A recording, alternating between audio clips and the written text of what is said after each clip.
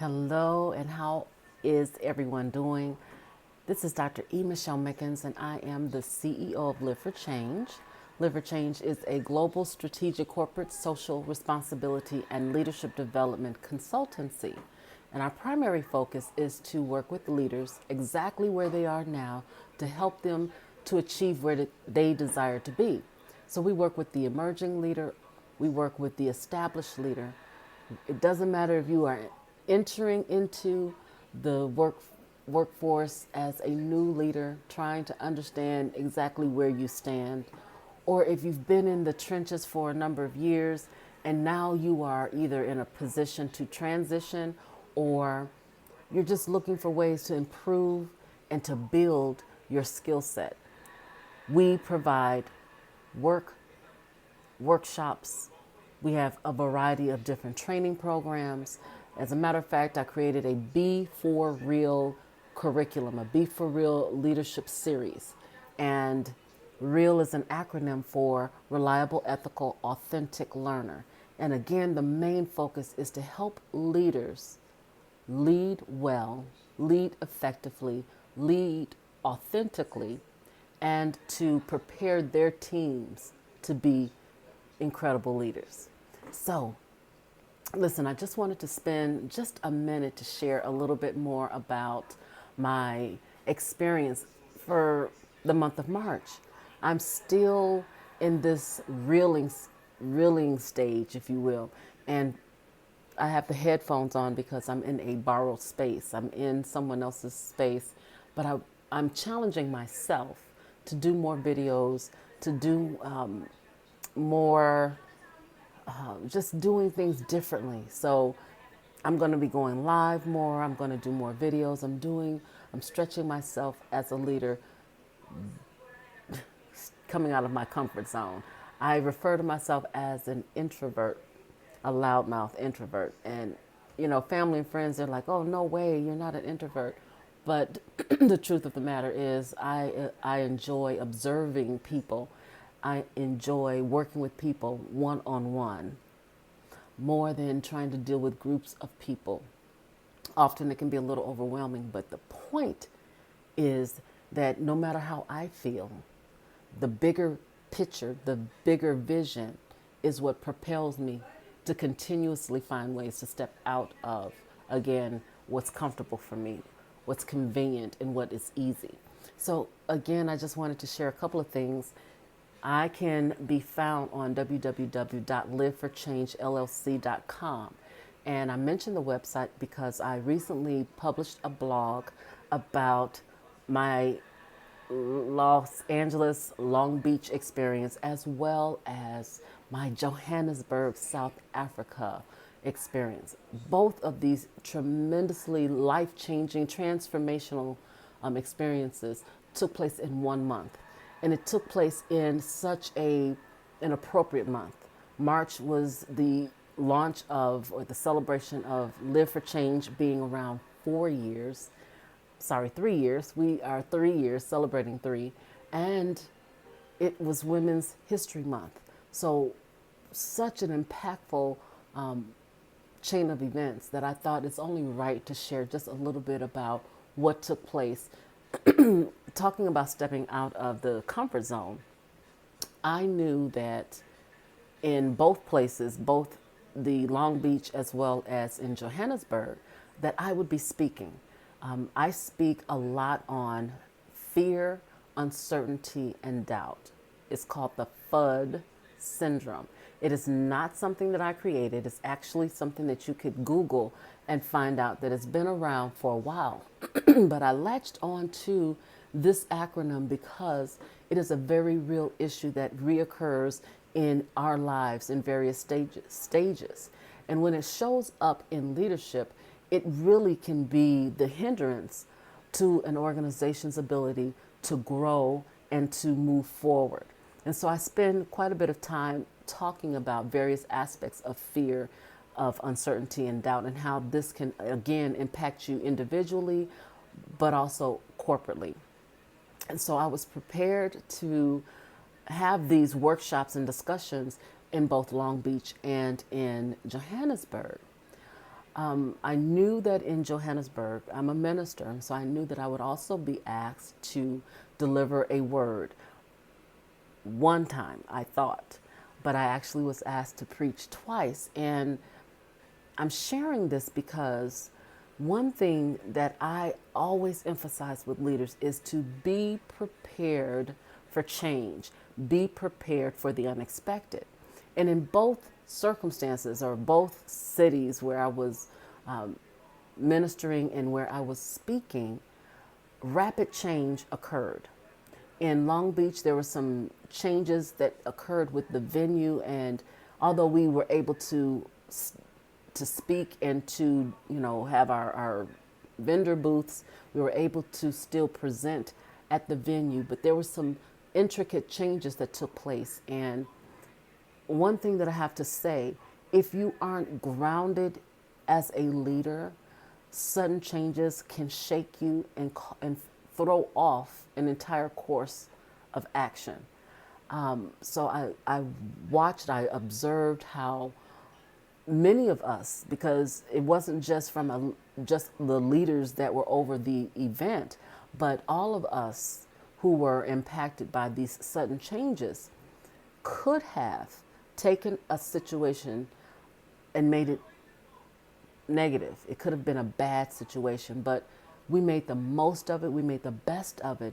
And overall, it was such an experience that I think we all grew from, learned from, and was able to move from.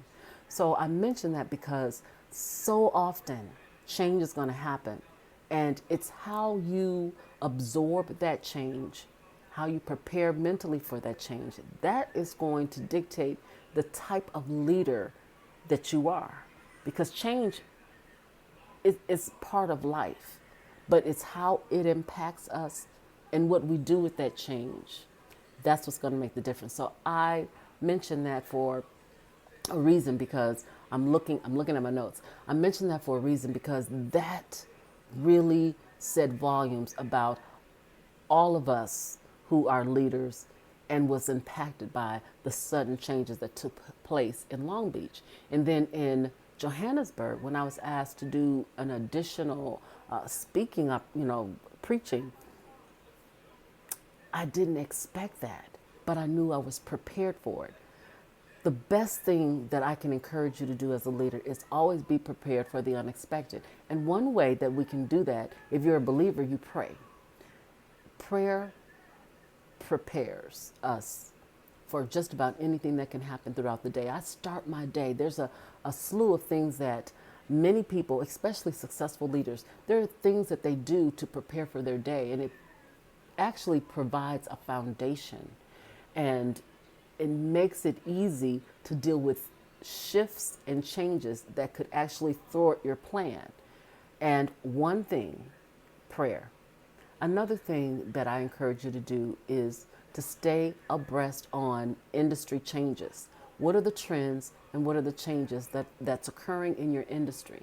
And what are you doing to be abreast? What are you doing to be the expert in your industry? Are you reading articles every day? Are you reading books daily, weekly? What are you doing? Are you blogging on a regular basis? What are you doing to position yourself as the expert and to be ready? Because the questions are going to come, especially if you have a board to answer to. Questions are going to come, and you want to be at the ready. You want to not only be aware of what these changes are, but how you can speak on behalf of your organization as it pertains to that industry. So again, preparation is so critical. It also helps to diffuse fear. Fear is usually centered around the unknown. Uncertainty and doubt is always centered around something that you can't control, you feel overwhelmed by, you become anxious about. But when you are prepared, it helps to diffuse, it helps to actually give you more courage and confidence to deal with those things that you have no control over, to help you deal with the unknown. So preparation, prayer, and preparation are critical to help you deal with change. One other thing that I wanted to talk about is culture is king. Culture is king. In Johannesburg, I was excited to embrace the culture there. When I got off the plane, one of the things that we did was we all got together. There was about 11 of us. We all got together. We went to a grocery store because we wanted to make sure we had plenty of water and snacks and the things that we needed to get through or deal with the journey that was in front of us, because we knew we had workshops to do. We had many of us who were preachers and ministers. We had preaching to do and prepare for, and we did a lot of visitations at orphanages. Excuse me. And so we wanted to make sure we came ready, again, prepared. But in that process, I'm excited about learning the culture.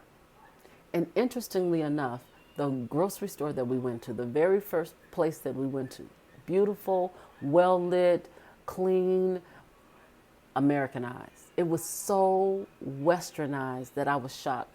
And I did a video clip. I posted it, I believe, on my Facebook page about how the music that was playing in the background was Rocket Man. And I just chuckled to myself because if I didn't know that I was in Johannesburg, I would have thought that I was in a grocery store right in Ohio, where I'm from. So a little disappointed because I didn't hear the music. And then we stayed in a very, very nice resort. And in that resort, there was just all kind of American music. And as a matter of fact, the leader over us requested that they played their own music. I mean, she just felt like, can we at least hear your music? You have musicians and producers that are authentic to your culture. Can we hear that? So it's just amazing to me, when you study acculturation, when you study adaptation of culture, the one thing that you would really expect is to learn how to embrace the culture where you are. And again, I felt as if I was right at home.